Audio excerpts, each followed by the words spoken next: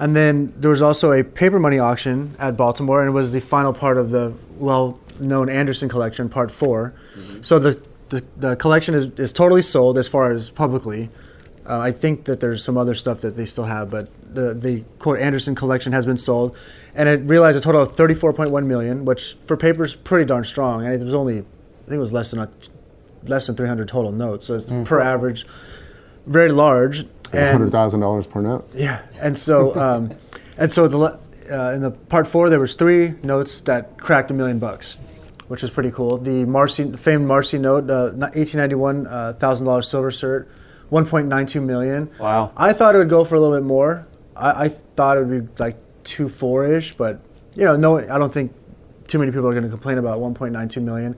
And then 2 notes at 1.44 million each, both from 1869 legal tender series, the Rainbow series, which is well known, the 500 and the 1,000, both sold for the same amount. So, nice to see that.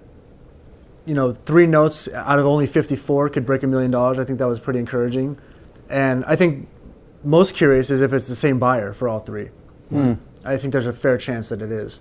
So we do know that all 3 notes have since been crossed over from PCGS currency now to PMG. So exactly. That's a little bit of an indication, but right. maybe not. I don't know. Which was a very interesting thing, and that happened shortly after PMG announced the new crossover service was triggered by right, which I thought that was a great idea. Why not offer this service to people with PCGS holder notes? Makes sense.